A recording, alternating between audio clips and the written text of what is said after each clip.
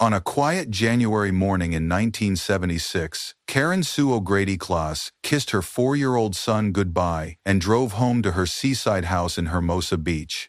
The 32-year-old mother never made it to her coffee date that day. When 2 worried friends arrived at her home, they watched a man slip out the front door. Inside, they found Karen barely alive, strangled with her own pantyhose. She died days later, leaving behind a community shattered and a case that would haunt investigators for decades. For 41 years, a single piece of evidence waited in a police storage room, a towel that held the killer's DNA. In 2017, cutting-edge familial DNA testing finally gave that evidence a voice. The results shocked everyone. The killer was Kenneth Eugene Troyer, a career criminal who had died in a police shootout in 1982, taking his secrets to the grave. But how did science reach across 4 decades to solve a murder that stumped detectives for generations? And what happens when justice finally arrives, but the killer is already dead? Before we get into the story, drop a comment with your country and the time right now. The morning sun painted golden streaks across the quiet streets of Manhattan Beach as Karen Sue O'Grady Klaas helped her 4-year-old son into his car seat. January 30, 1976, began like any other Tuesday in this peaceful California coastal community, where palm trees swayed gently in the ocean breeze and the sound of crashing waves provided a constant, soothing soundtrack to daily life. Karen's luminous smile reflected the simple joy of motherhood as she adjusted her son's seatbelt and kissed his forehead. At 32, she embodied the quiet strength of a woman rebuilding her life after divorce. Her marriage to Righteous Brothers singer Bill Medley was behind her now, and she had found peace in this seaside neighborhood where children played safely on tree-lined streets and neighbors knew each other by name. The drive to preschool took only minutes through the familiar neighborhoods where Spanish-style homes sat behind manicured lawns and flowering bougainvillea climbed over white picket fences. Karen waved goodbye to her son through the preschool window, watching him join his classmates in their morning circle time before returning to her Honda Civic. The Pacific Ocean sparkled in the distance as she turned toward home, planning to use the quiet hour before her coffee date to catch up on household tasks. Her 2 children were her world, and this morning routine had become sacred to her. The predictability brought comfort after the upheaval of divorce. She had fought hard to establish this new normal, this sense of safety and routine that made her feel like she was finally moving forward with her life. Nothing in this moment suggested that her ordinary Tuesday was about to become the day that would define her legacy forever. Karen pulled into the driveway of her home on 24th Place in Hermosa Beach, gathering her purse and house keys from the passenger seat. The small house stood welcoming in the morning light, its windows reflecting the cloudless California sky. She had chosen this neighborhood specifically for its safety and sense of community. Neighbors looked out for each other here, children rode their bikes freely, and violent crime seemed as distant as the mountains visible on clear days. She planned to tidy up before meeting her friends for coffee at their usual spot near the pier. These weekly gatherings had become an anchor in her social life, a chance to maintain the friendships that sustained her through the difficult transition to single motherhood. Her friends would be expecting her in just over an hour, and Karen prided herself on punctuality.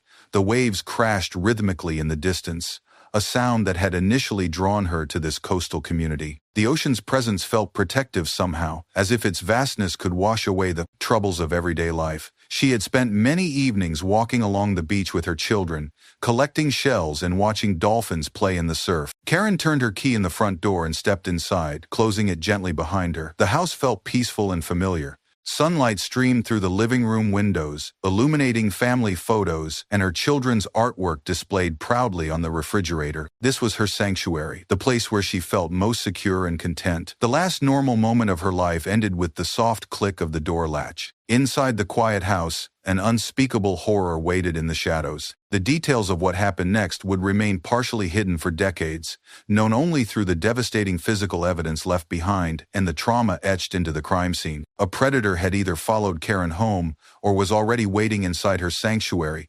transforming her refuge into a nightmare. The attack unfolded with swift, brutal efficiency. Karen fought desperately for her life in the place where she had felt safest. Her assailant, fueled by rage and violent intent, overpowered her despite her struggles. The violence that followed was methodical and merciless. He sexually assaulted her, then strangled her with her own pantyhose, using an intimate article of her clothing as a weapon of death. The choice of ligature spoke to the killer's twisted psychology, transforming something meant for modesty and comfort into an instrument of terror. This detail would later become crucial forensic evidence, but in these horrific moments, it represented the complete violation of Karen's dignity and safety.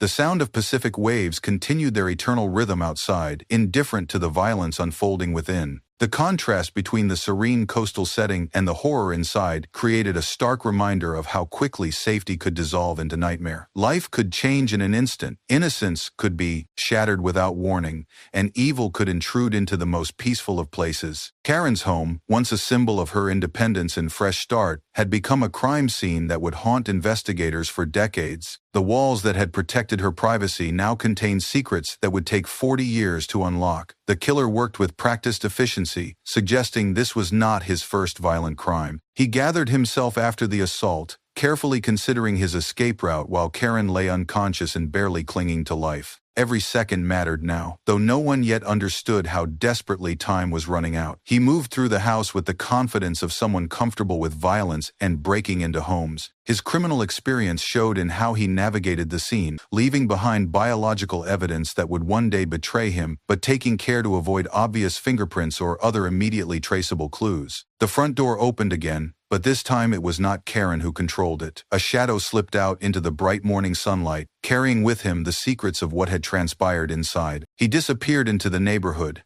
becoming just another figure walking the peaceful streets of Hermosa Beach. Behind him, the house fell silent, except for the distant sound of waves and Karen's labored, irregular breathing. Time seemed suspended in those crucial moments between the attack and discovery. The clock on the kitchen wall continued its steady tick, marking seconds that would prove precious when investigators later tried to establish a timeline. Every detail of the scene would matter. Every fiber, every trace of biological evidence, every disturbance in the normal order of Karen's carefully maintained home would eventually tell part of the story. But for now, the house kept its terrible secrets while Karen fought for her life in unconscious silence. At 9:30 a.m., two of Karen's closest friends walked up the familiar, tree-lined street toward her house, their conversation filled with anticipation for their regular coffee date. These women had become Karen's chosen family, providing emotional support during her divorce and celebrating her successes as she built her new life. They knew her habits, her reliability, and her deep commitment to their friendship. Karen's absence from their planned meeting felt immediately wrong. She was punctual to a fault, always arriving early with a warm smile and genuine interest in their lives. The idea that she would simply forget or oversleep seemed impossible to anyone who knew her well.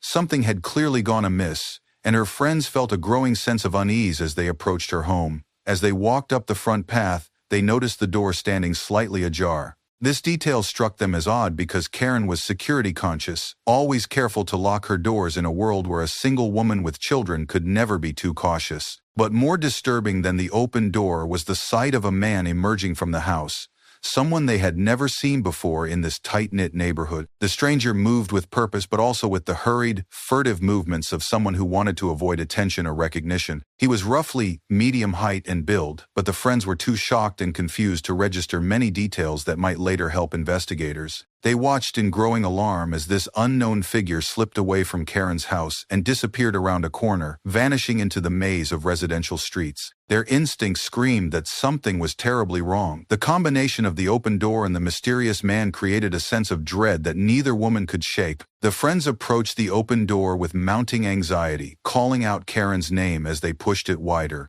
The silence that greeted them felt heavy and ominous, charged with an energy that made their skin crawl. When they stepped across the threshold, their worst fears materialized in a scene that would haunt them for the rest of their lives. Karen lay motionless on the living room floor, her body bearing the unmistakable signs of violent assault. Her breathing was shallow and labored, each breath a struggle that might be her last. The friends immediately recognized the gravity of the situation and fought through their shock to take action. With trembling hands, one of them dialed 911 while the other knelt beside Karen, afraid to move her, but desperate to offer some comfort. The dispatcher's calm voice guided them through those crucial minutes, instructing them to check for breathing and pulse while emergency services were dispatched. The 911 call would later become a crucial piece of evidence, documenting the exact time of discovery and preserving the friends' immediate observations before shock and trauma could cloud their memories. Their voices, shaking with fear and adrenaline, conveyed the urgency of the situation to first responders racing to the scene. Their quick thinking and decisive action proved crucial in ways they couldn't yet understand.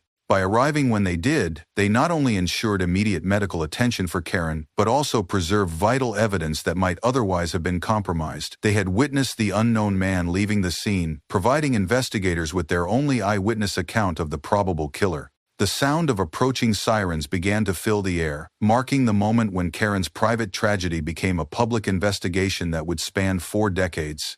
Hermosa Beach police officers arrived within minutes, their training taking over as they secured the scene and immediately called for detective units and paramedics. The house that had been Karen's sanctuary was now a crime scene, requiring meticulous documentation and preservation. Every surface, every fiber, every trace of evidence had to be cataloged with scientific precision. Officer Martinez, first on scene, established a perimeter while his partner began taking statements from the traumatized friends. Their account of the unknown man leaving the house was immediately radioed to patrol units in the area, though by now the suspect had likely escaped the immediate neighborhood. Detective units from both Hermosa Beach Police and the LA County Sheriff's Department converged on 24th Place within 20 minutes of the initial call. They brought with them the expertise and equipment needed to process what was clearly a violent crime scene. The collaborative response reflected the seriousness with which law enforcement treated such cases, even in an era before modern forensic capabilities. Detective Sarah Gonzalez, a 10-year veteran with experience in sexual assault cases, took charge of the scene documentation. She moved methodically through the house, photographing everything before any evidence was collected or disturbed. Near Karen's body, she discovered a towel that appeared to contain biological evidence from the attack. This towel would prove to be more than just evidence. It was a time capsule that would preserve the killer's genetic identity for decades to come. Detective Gonzalez carefully bagged and labeled it according to department protocols, following procedures that seemed routine at the time but would prove extraordinary in their foresight. The biological material on that fabric would outlast careers, outlast technological limitations, and ultimately outlast the killer himself. As detectives worked inside the house, neighbors began gathering on the street outside, drawn by the sight of police cars and crime scene tape. Word spread quickly through the tight-knit community that something terrible had happened to Karen, the friendly single mother who always waved hello and whose children played safely in the front yard. Mrs. Chen, who lived 2 houses down, told officers she had seen a man walking quickly down the street around 9:15 a.m., but she hadn't thought anything of it at the time. Her description roughly matched what Karen's friends had reported, but the details were frustratingly vague. In 1976, security cameras were virtually non-existent in residential neighborhoods, leaving investigators dependent on human memory and observation. The sight of police cars and ambulances shattered the neighborhood's cherished sense of security. Parents called their children inside, and residents began checking their own door locks with new urgency. The unthinkable had happened here. Violence had invaded their peaceful community, and no one felt entirely safe anymore. Local media began arriving as news of the attack spread through police scanners and neighborhood phone calls. Reporters gathered outside the crime scene perimeter, though their coverage would be limited compared to today's standards. The story would make the local news and newspapers, but the 24-hour news cycle and social media didn't exist to amplify every tragic detail. Karen was carefully loaded into an ambulance and rushed to the hospital, still clinging to life but in critical condition. Paramedics worked frantically during the transport, knowing that time was running out for their patient. The detectives watched the ambulance disappear around the corner, understanding that they were now in a race against time, not just for Karen's survival, but potentially for their only witness to identify her attacker. For the next 4 agonizing days, Karen fought for her life in the intensive care unit at South Bay Hospital. Medical staff worked around the clock, employing every available treatment for her severe injuries, but the trauma had been too extensive. Her brain had been deprived of oxygen during the strangulation, and despite the doctor's best efforts, the damage was irreversible. Family members kept vigil at her bedside in shifts, holding her hand and speaking softly in case she could somehow hear them. Her children, mercifully too young to fully understand the gravity of the situation, were cared for by relatives who struggled to find age-appropriate ways to explain why Mommy was in the hospital. The community held its collective breath during those 4 days, with neighbors stopping by the hospital and church groups organizing prayer circles. Local businesses posted signs asking for prayers for Karen's recovery, and the preschool where she had dropped off her son created a card for the children to sign, though none of them truly understood what had happened. Reports of her condition filtered through the neighborhood and beyond, through word of mouth and local media coverage.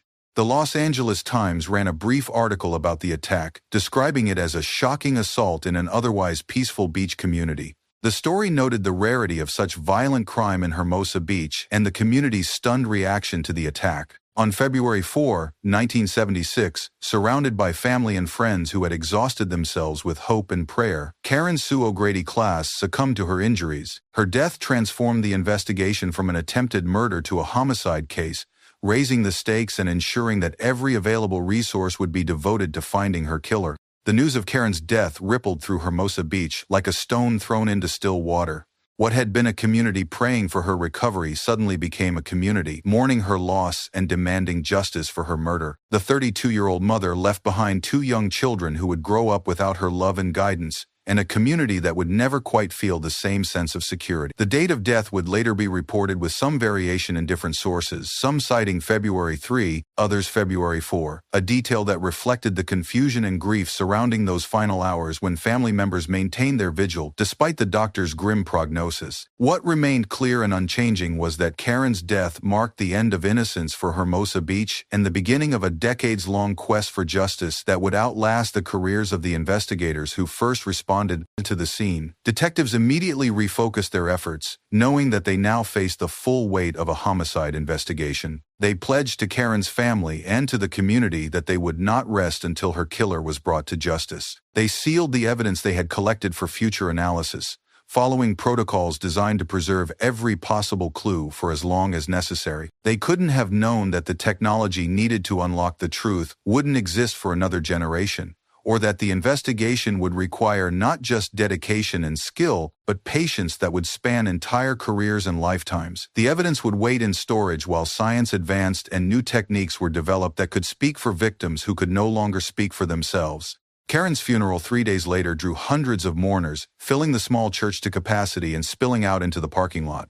The service was a testament to the impact she had made in her short life as a mother, a friend, and a member of a community that valued kindness and connection. The investigation began in earnest during the winter and spring of 1976, with detectives pursuing every possible lead using the forensic tools and techniques available to them in that era. DNA testing was still more than a decade away from practical application in criminal cases, so investigators relied on traditional methods, fingerprint analysis, blood typing, witness interviews, and meticulous detective work that required shoe leather and instinct more than laboratory science. Detective Gonzalez and her partner, Detective Robert Hayes, interviewed Karen's friends who had discovered the scene, documenting every detail of their description of the unknown man they had seen leaving the house. The friends worked with a police sketch artist to create a composite drawing, though they admitted that shock and distance had prevented them from seeing clear facial features. The detectives canvassed the neighborhood systematically, knocking on every door within a 6-block radius of Karen's home. They sought anyone who might have witnessed suspicious activity,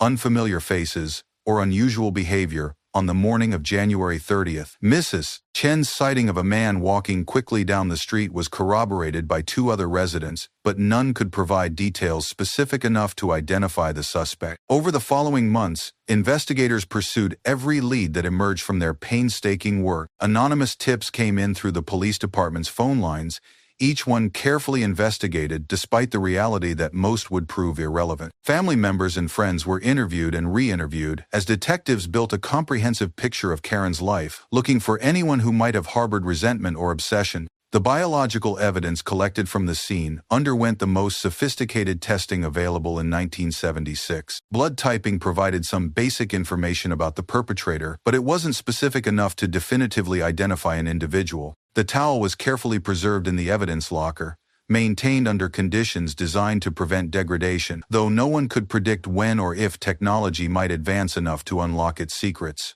By 1978, 5 different suspects had come under serious scrutiny from investigators. Each man was questioned extensively, their backgrounds thoroughly investigated, and their alibis checked and rechecked with methodical precision. The suspects included a former boyfriend of Karen's, a maintenance worker who had access to homes in the neighborhood, a recently paroled sex offender living in the area, a burglar known to target single women, and a drifter who had been seen in the vicinity around the time of the murder. Detective Hayes spent weeks tracking down the former boyfriend, who had moved to Northern California after their relationship ended. The man submitted to voluntary questioning and provided a solid alibi for the morning of January 30th, corroborated by his employer and co-workers. Blood typing ruled him out as the source of biological evidence found at the scene. The maintenance worker had access to many homes in the neighborhood through his job with a local property management company. Investigators discovered he had a key to several houses on Karen Street, raising suspicions about how the killer might have gained entry. However, extensive investigation revealed he had been working at a property across town on the morning of the murder, with multiple witnesses confirming his presence there. Each suspect investigation followed the same pattern: initial suspicion based on opportunity or circumstance, followed by detailed background checks, interviews with associates, and attempts to match physical evidence. But without definitive forensic evidence, none could be charged with Karen's murder. The biological evidence collected from the scene couldn't yet reveal its secrets, leaving investigators frustrated and the case slowly growing cold. The paroled sex offender became a person of particular interest when investigators learned he had been released from prison just 3 months before Karen's murder. His previous conviction involved a similar pattern, breaking into a woman's home during daylight hours and committing sexual assault. However, his parole officer confirmed he had reported to the office on the morning of January 30th, and blood typing again failed to match the evidence from the scene. The burglar known to target single women seemed like the most promising lead when investigators discovered he had been active in the promising South Bay area throughout January 1976. Thomas Mitchell, a 31-year-old career criminal, specialized in breaking into homes during daytime hours when residents were often alone and vulnerable. His method of operation closely matched the circumstances of Karen's attack. Detective Gonzalez spent months building a case against Mitchell, documenting his movements and attempting to place him in the Hermosa Beach area on January 30th. Surveillance reports showed he had committed burglaries in nearby Manhattan Beach and Redondo Beach during the weeks before Karen's murder, establishing a pattern of activity in the immediate vicinity. However, Mitchell's girlfriend provided an alibi that checked out under investigation. She claimed he had been with her at a doctor's appointment on the morning of the murder, and medical records confirmed the appointment time. More critically, when Mitchell was arrested on unrelated burglary charges and blood was drawn for testing, it didn't match the type found at Karen's crime scene. The drifter, identified only as John by witnesses who had seen him in the area, proved impossible to locate despite extensive efforts. Multiple residents reported seeing a transient man in his late 20s or early 30s camping on the beach and asking for work or handouts in the days before the murder. The description roughly matched what Karen's friends had reported, but without a full name or any definitive identification, this lead eventually went cold. As 1978 turned to 1979, the investigation began its slow fade into the realm of cold cases. New crimes demanded attention, and despite the detectives' best efforts, they had exhausted all conventional leads. The case file grew thick with reports, interviews, and evidence documentation, but the killer's identity remained unknown. Throughout the 1,980 seconds, the evidence remained in storage, carefully preserved under conditions designed to maximize its potential for future analysis. Detective Gonzalez, now promoted to sergeant, would periodically reopen the file whenever new forensic techniques emerged or when similar crimes occurred in the area. She had made a personal promise to Karen's family that the case would never be forgotten, and she was determined to keep that promise for as long as she remained with the department. The towel sat in its carefully controlled environment in the evidence locker, its secrets locked away but not destroyed. Each time the evidence was examined, technicians took care to minimize exposure to light, air, and contamination that might degrade whatever biological material remained. The evidence storage protocols of the 1,970 seconds, while primitive by today's standards, proved surprisingly effective at preservation. Advances in forensic science throughout the decade teased investigators with new possibilities, Fingerprint analysis became more sophisticated, and new techniques for analyzing trace evidence were developed. Most promising was the emerging field of DNA analysis, which showed potential for revolutionizing criminal investigations. However, the technology was still in its infancy, requiring large amounts of fresh biological material that simply wasn't available from older crime scenes. Karen's family remained hopeful that advances in science would eventually provide answers. Her children, now teenagers, had grown up with the constant presence of their mother's unsolved murder hanging over their lives. They attended school events and family gatherings with the knowledge that somewhere in the world, their mother's killer walked free, possibly having committed other crimes against other families. The friends who had discovered Karen that terrible morning never forgot what they had witnessed. They continued to live in the area, raising their own families while carrying the weight of those traumatic memories. Occasionally, they would call Detective Gonzalez to ask about the case, hoping for news of a breakthrough that never seemed to come. In March 1982,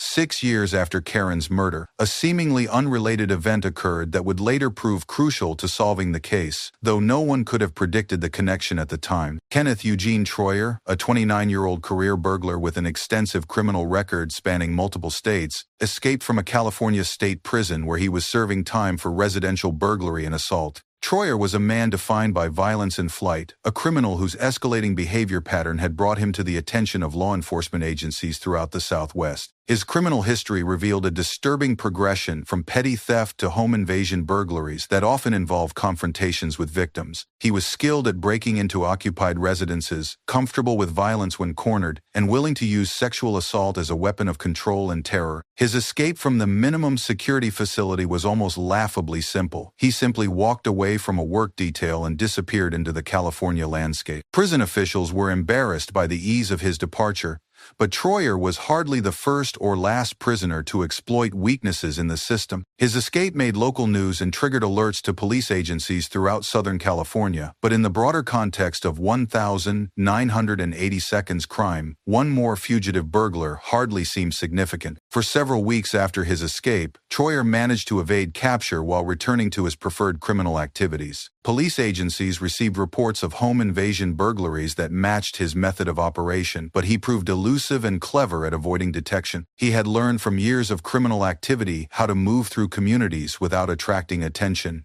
how to identify vulnerable targets, and how to escape before law enforcement could respond. His crime spree came to an end in Orange County, where alert patrol officers spotted him attempting to break into a residence in broad daylight. When confronted, Troyer chose violence over surrender, pulling a weapon and engaging in a gun battle with the responding officers. The confrontation ended with Troyer shot and killed, his criminal career terminated by the bullets that ended his life. At the time of his death, no one connected Kenneth Eugene Troyer to the murder of Karen Sue O'Grady Klass.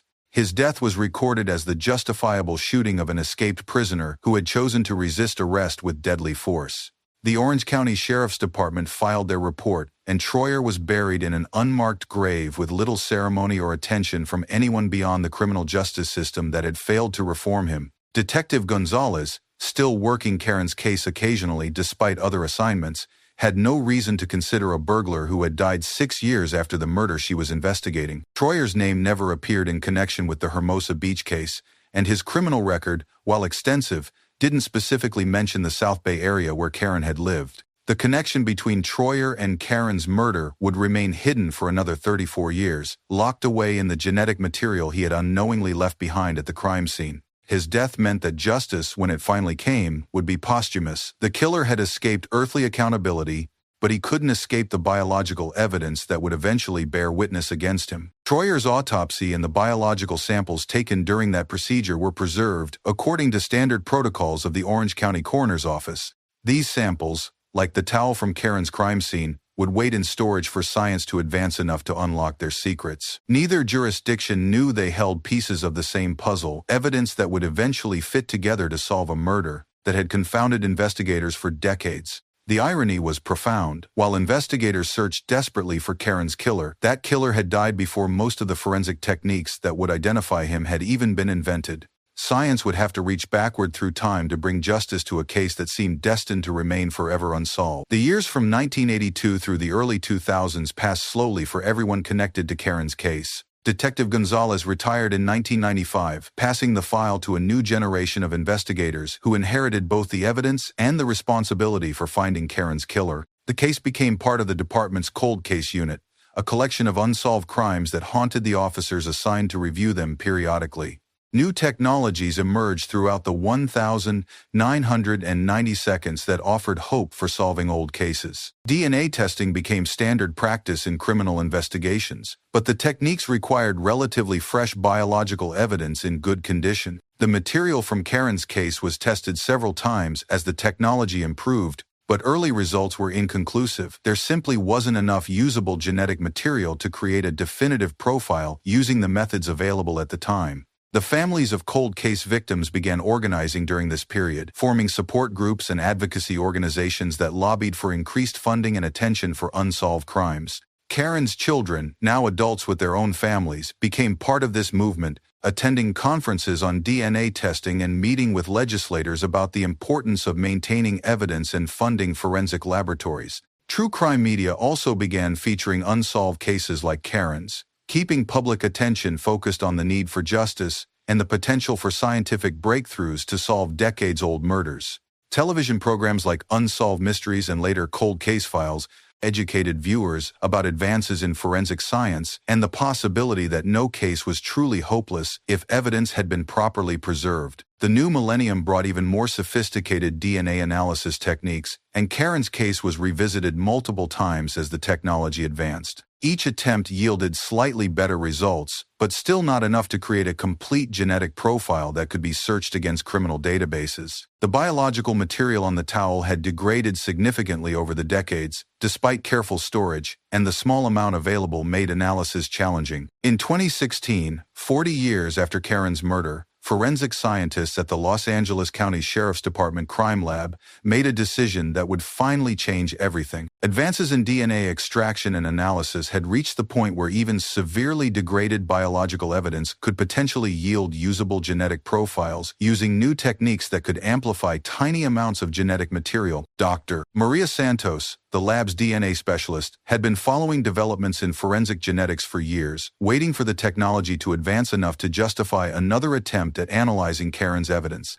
New extraction methods could work with much smaller samples, and amplification techniques could boost weak signals to create readable profiles from evidence that had previously been considered too degraded to analyze. The towel that had waited in evidence storage for 4 decades was finally subjected to the most sophisticated DNA analysis available. Dr. Santos and her team worked with painstaking care to extract genetic material from the fabric, knowing they might have only one chance to unlock its secrets using these new techniques. The process required weeks of careful work in a sterile laboratory environment, with each step documented in detail. The results exceeded everyone's most optimistic expectations. The DNA profile that emerged was remarkably complete, considering the age of the evidence, with enough genetic markers to create a searchable profile that could be compared against criminal databases. 40 years of careful storage had preserved the killer's genetic signature with sufficient clarity to potentially identify him after 4 decades of anonymity. When Dr. Santos ran the profile through California's criminal DNA database, hoping for a direct match, the result was disappointing but not unexpected.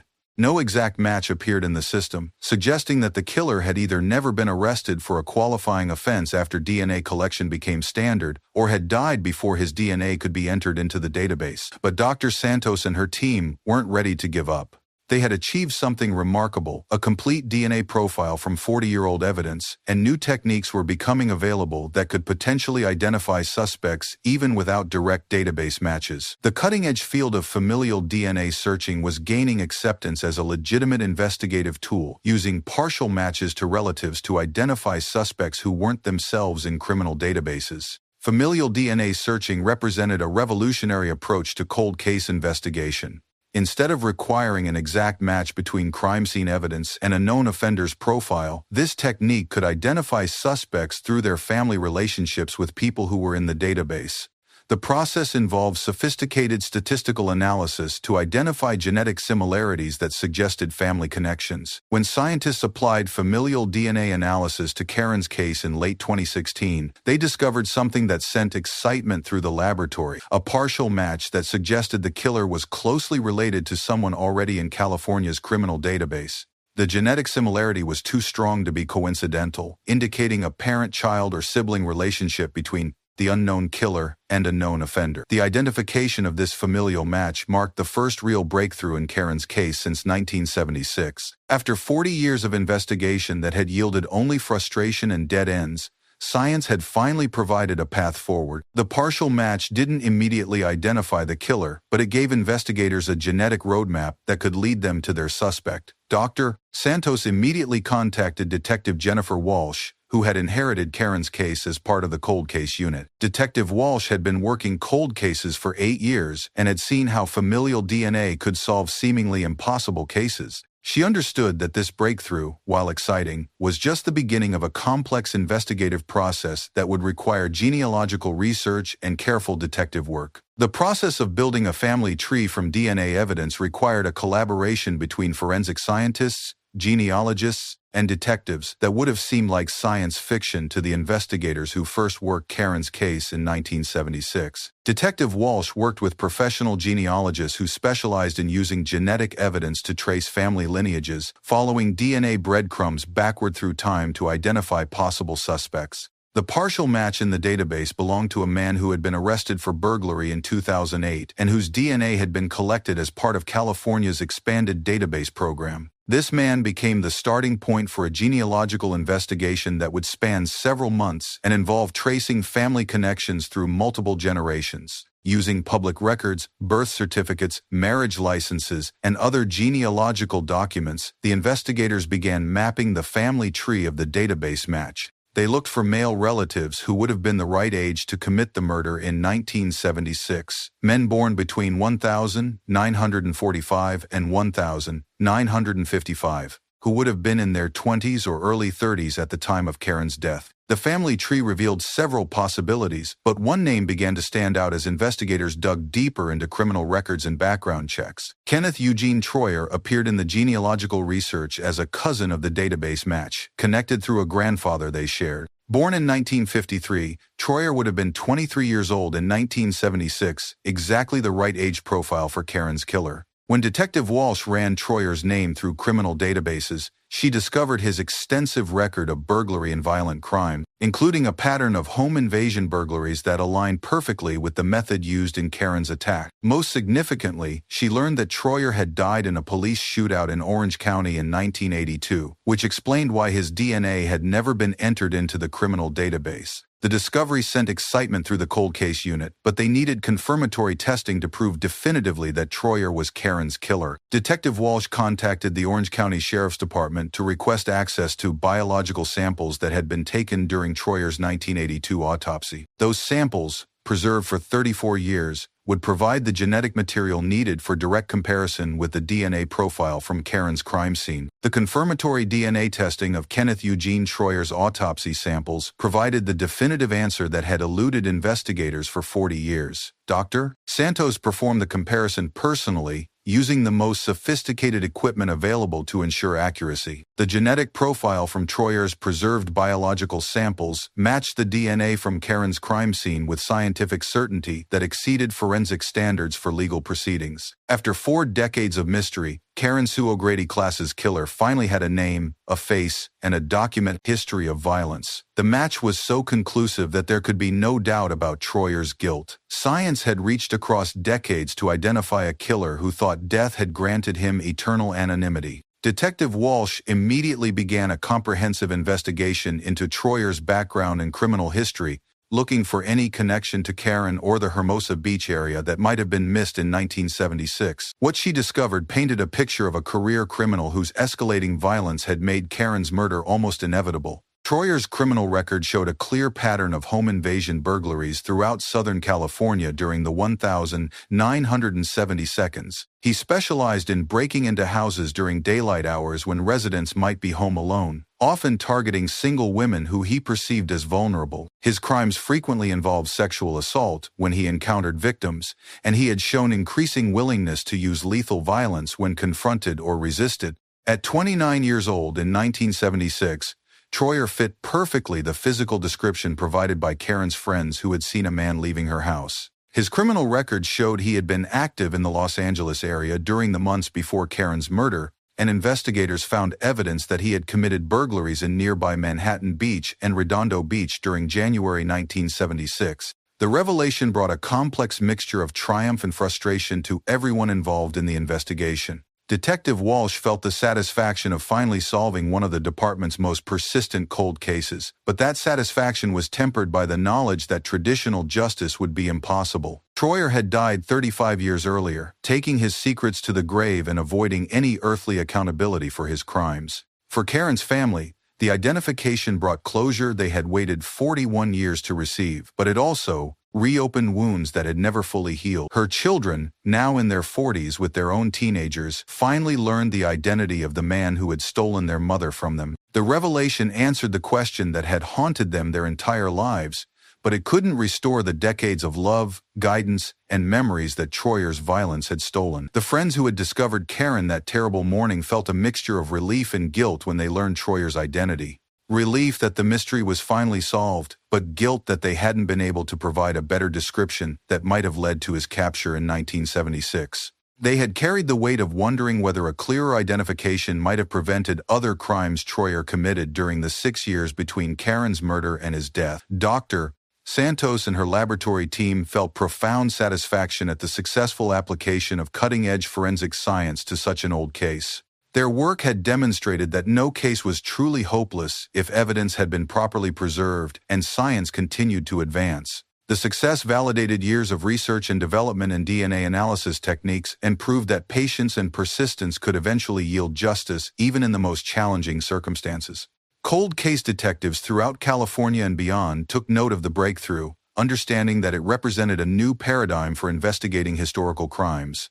If DNA evidence could identify killers 40 years after their crimes, and even after their deaths, then thousands of cold cases might be solvable using similar techniques. In January 2017, exactly 41 years after Karen's murder, officials from the L.A. County Sheriff's Department prepared to make a public announcement that would close one of their oldest and most persistent cold cases. The timing was both symbolic and practical. The anniversary of Karen's death provided a natural news hook, while giving the department time to thoroughly investigate Troyer's background and prepare comprehensive briefings for the media. Sheriff Jim McDonnell personally decided to hold the press conference, understanding that the case represented a significant achievement for his department and a validation of their commitment to cold case investigation. The story had all the elements that would capture public attention: a decades-old murder, a victim who had been a loving mother, cutting-edge science, and the identification of a killer who had escaped justice through death. The media briefing room filled with reporters from local and national outlets on the morning of January 27, 2017. Television crews from ABC News, CNN, and local stations set up cameras while print reporters from the Los Angeles Times, Reuters, and other publications prepared to document the announcement. The story represented exactly the kind of breakthrough that the public found compelling: science serving justice and providing closure to a family that had waited decades for answers. Sheriff McDonnell began the press conference by acknowledging the 4 decades of investigation that had preceded this moment, thanking the original detectives who had carefully preserved evidence and the current team who had never given up on finding Karen's killer. He then introduced Dr. Santos, who explained the scientific breakthrough that had made the identification possible, educating the audience about familial DNA testing and its potential for solving cold cases. Detective Walsh provided details about Kenneth Eugene Troyer's criminal history and his death in 1982, making clear that while justice had been delayed, it had not been denied. The science that identified him represented a new era in law enforcement's ability to solve cold cases and provide closure to families who had waited decades for answers about their loved ones. The announcement generated immediate national attention, with news outlets across the country picking up the story and broadcasting it to millions of viewers. The case became a symbol of how modern technology could serve justice even when traditional investigative methods had been exhausted. Legal experts and forensic scientists were interviewed about the implications of the breakthrough for other unsolved crimes. ABC News produced detailed segments for both their evening newscast and their morning show, explaining how familial DNA testing worked and why this case represented such a significant achievement. The network interviewed Dr. Santos about the scientific techniques used and Detective Walsh about the investigative process that had led to Troyer's identification. CNN featured the story prominently in their crime and justice coverage, with legal analysts discussing the broader implications for cold case investigation and the privacy concerns raised by familial DNA testing. The coverage emphasized how the case demonstrated that no murder was too old to solve if biological evidence had been properly preserved. Reuters distributed the story internationally, highlighting how American law enforcement was using cutting-edge science to solve decades-old crimes. Their coverage focused on the technological advances that had made the identification possible and the potential for similar breakthroughs in other countries with unsolved murders.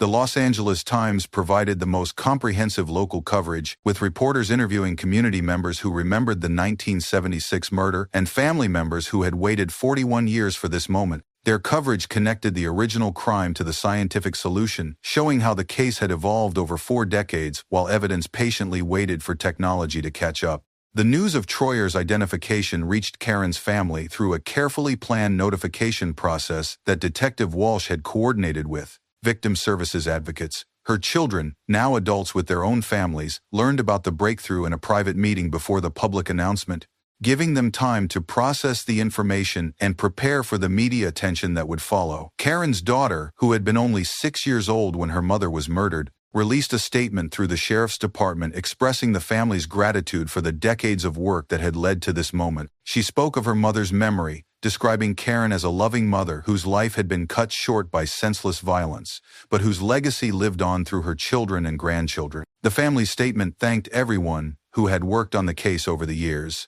from the original detectives who had preserved crucial evidence to the modern scientists who had unlocked its secrets. They expressed particular appreciation for Detective Walsh and Dr. Santos, whose dedication and expertise had finally provided the answers they had sought for so long. Community members who had known Karen or remembered the 1976 murder expressed amazement at the scientific breakthrough that had solved the case. Many had assumed that the killer would never be identified, that he had successfully escaped justice and disappeared into history. The identification of Troyer provided a form of closure for the entire Hermosa Beach community, which had lived with the unresolved fear that a killer might still walk among them. Social media filled with tributes to Karen's memory and praise for the investigators and scientists who had never given up on finding her killer. True crime enthusiasts followed the story closely, understanding that the case represented a landmark achievement in forensic science and a validation of the importance of preserving evidence even when current technology couldn't analyze it. The announcement also sparked discussions about the ethics and privacy implications of familial DNA testing, with civil liberties advocates raising concerns about genetic surveillance and the rights of family members who hadn't consented to have their DNA used in criminal investigations. Despite these debates, the overwhelming public reaction was positive, with most people supporting the use of such techniques to solve violent crimes and provide closure to victims' families. Television crime programs immediately began planning episodes about the case, recognizing that it represented a perfect example of how modern science could provide justice for victims of historical crimes. 48 Hours, Dateline, and other programs reached out to the Sheriff's Department for interviews and access to case files, understanding that the story would resonate with audiences who followed true crime coverage. The case offered hope to thousands of other families waiting for answers about their own cold cases, demonstrating that advances in science could potentially solve murders that had seemed impossible to resolve. Victim advocacy groups used Karen's case as an example of why cold case funding was essential and why law enforcement agencies should never give up on unsolved crimes. Legal experts discussed the implications of the case for other unsolved murders, noting that if DNA evidence could identify killers 40 years after their crimes, then no cold case was truly hopeless. The success energized law enforcement agencies across the country to re-examine their oldest unsolved crimes and submit evidence for DNA testing using the latest techniques. Educational institutions began incorporating the case into their forensic science curricula, using it to teach students about the intersection of technology and justice. The story demonstrated how scientific advancement could serve humanitarian goals, providing closure to families and accountability for crimes that had seemed to escape justice forever. The case also highlighted the importance of evidence preservation and the foresight of investigators who had maintained biological samples under optimal conditions for decades. Police departments reviewed their evidence storage protocols to ensure that future cases would benefit from the same careful preservation that had made Karen's case solvable. Research laboratories focused on forensic genetics saw increased funding and support as the public understood the potential for DNA technology to solve historical crimes. The success story provided compelling evidence for continued investment in forensic research and the development of even more sensitive analytical techniques. Forensic laboratories across California and throughout the United States began studying the techniques used to solve Karen's case, recognizing it as a template for approaching other cold cases that had seemed impossible to resolve. The successful application of familial DNA testing to 40-year-old evidence provided a roadmap for other investigations and validated the investment in advanced DNA analysis capabilities. Dr. Santos became a sought-after speaker at forensic conferences, sharing the technical details of how her laboratory had extracted usable DNA from severely degraded evidence and the genealogical detective work that had led to Troyer's identification. Her presentations educated other forensic scientists about best practices for analyzing aged biological evidence and the potential for solving even the oldest cold cases. Training programs for law enforcement and forensic professionals incorporated Karen's case into their curricula, teaching investigators how to identify cases most likely to benefit from familial DNA testing and how to work with genealogists to trace family connections from genetic evidence. The case became a model for the multidisciplinary collaboration required for successful cold case investigation. Other law enforcement agencies began submitting their oldest unsolved cases for DNA testing using the techniques that had proven successful in Karen's investigation. Evidence lockers across the country were audited to identify biological samples that might yield useful genetic information under modern analysis protocols, leading to a nationwide renaissance in cold case investigation. The scientific community recognized the case as a landmark achievement in forensic genetics,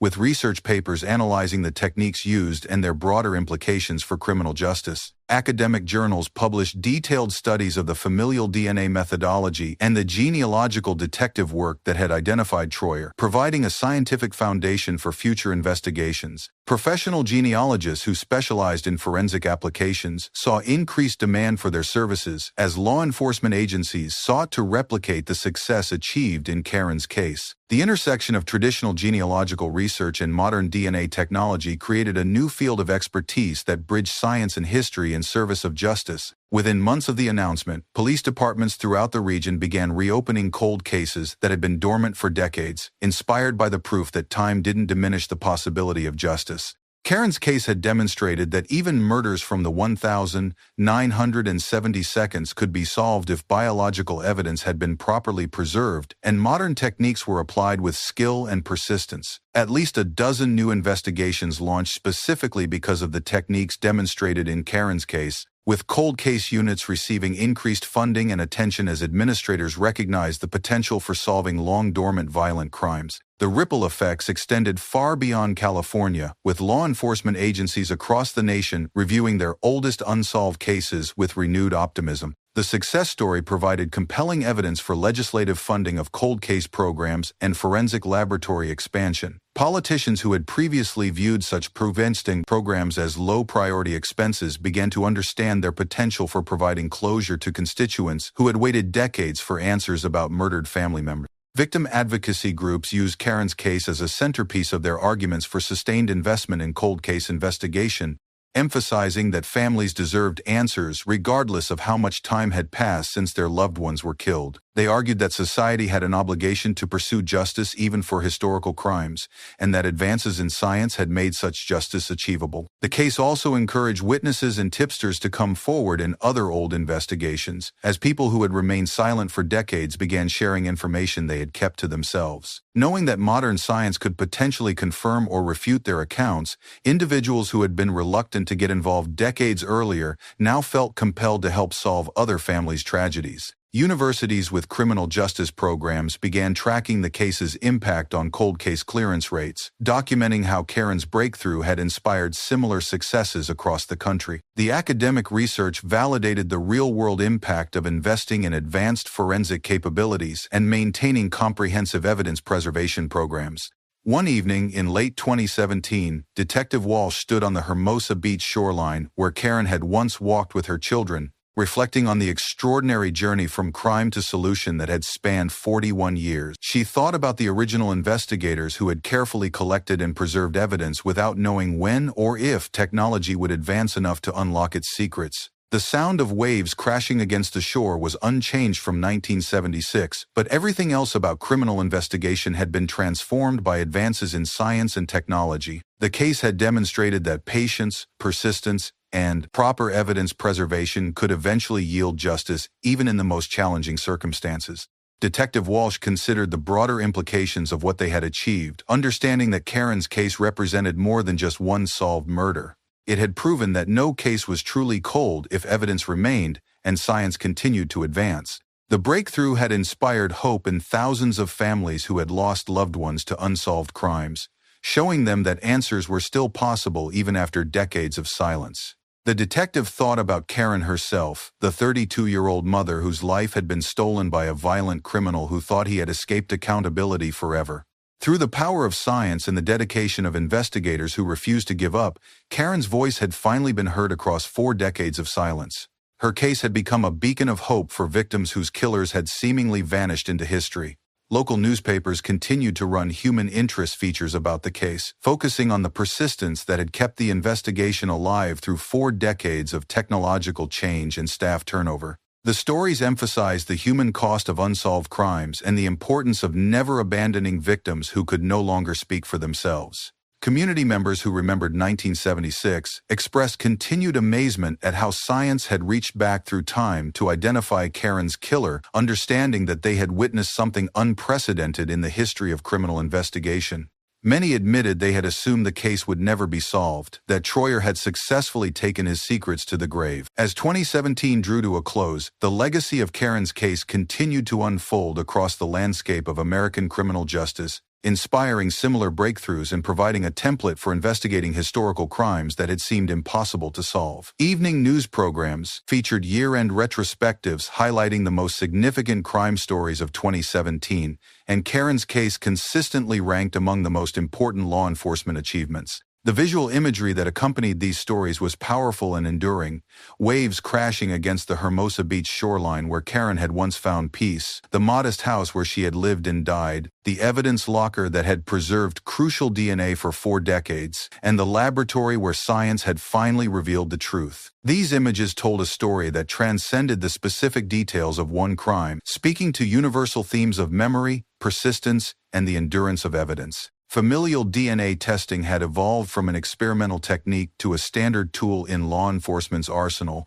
with cases across the nation benefiting from the methods pioneered in Karen's investigation. The success had validated years of scientific research and investment in forensic genetics, proving that such technology could serve justice even in the most challenging circumstances. Forensic conferences throughout 2017 and beyond featured presentations about Karen's case, with scientists and investigators sharing their experiences and lessons learned from the breakthrough. The case provided a template for approaching other seemingly impossible cold cases and demonstrated the importance of multidisciplinary collaboration between forensic scientists, genealogists, and traditional investigators. The question that continued to fascinate observers was whether justice without traditional punishment could truly satisfy the human need for accountability and closure. Troyer's death had denied Karen's family the opportunity to confront her killer in court, to hear him admit his guilt, or to see him face the consequences of his action. Yet the identification itself provided a form of justice that transcended courtroom proceedings. As the Pacific horizon faded to darkness on another California evening, the truth about Karen's murder remained illuminated by the science that had rescued it from decades of silence. Her case had proven that justice could be delayed but not denied, that truth could outlast both its victims and its perpetrators,